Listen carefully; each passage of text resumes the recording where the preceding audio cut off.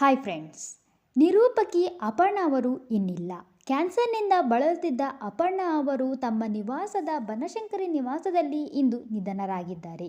ಕನ್ನಡ ಮಾಧ್ಯಮ ಲೋಕದಲ್ಲಿಯೇ ಅಚ್ಚ ಕನ್ನಡತಿ ನಿರೂಪಣೆಗೆ ಅತಿ ಹೆಚ್ಚು ಹೆಸರು ಪಡೆದಂತಹ ಖ್ಯಾತಿ ಇವರು ಪಡೆದಿದ್ದಾರೆ. ಹೌದು, ಖ್ಯಾತ ಹಿರಿಯ ನಿರೂಪಕಿ ಹಾಗೂ ಅತಿ ಹೆಚ್ಚು ಕನ್ನಡದಲ್ಲಿಯೇ ನಿರೂಪಣೆ ಮಾಡುವುದರ ಮೂಲಕ ಮನೆ ಮಾತಾಗಿದ್ದಾರೆ. ಹೌದು, ಅತಿ ಹೆಚ್ಚು ಅಚ್ಚ ಕನ್ನಡದಲ್ಲಿಯೇ ನಿರೂಪಣೆ ಮಾಡುವುದರ ಮೂಲಕ ಎಲ್ಲ ಕಡೆ ಇವರು ಗುರುತಿಸಿಕೊಂಡಿದ್ದರು.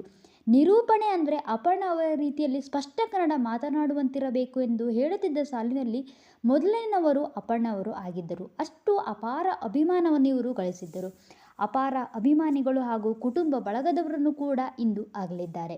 ಅಪರ್ಣಾ ಅವರು ನಿರೂಪಣೆ ಮಾಡ್ತಾ ಇದ್ದರೆ ಬೇರೆ ಕಡೆ ಗಮನ ಹೋಗ್ತಾ ಇದ್ದಿರಲಿಲ್ಲ. ಅಷ್ಟು ಚೆನ್ನಾಗಿ ಸ್ಪಷ್ಟವಾಗಿ ಕನ್ನಡವನ್ನು ಮಾತಾಡ್ತಾ ಇದ್ರು, ಅಷ್ಟು ಚೆನ್ನಾಗಿ ನಿರೂಪಣೆಯನ್ನು ಮಾಡ್ತಾ ಇದ್ರು.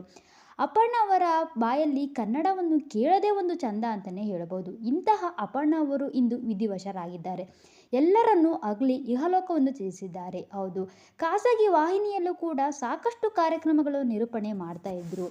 ಇವರ ಒಂದು ಲವಲವಿಕೆ ನಿಜಕ್ಕೂ ತುಂಬಾ ಖುಷಿ ಕೊಡ್ತಾ ಇತ್ತು. ಸದಾ ಲವಲವಿಕೆಯಿಂದ ಕೂಡ ಇರ್ತಾ ಇದ್ರು.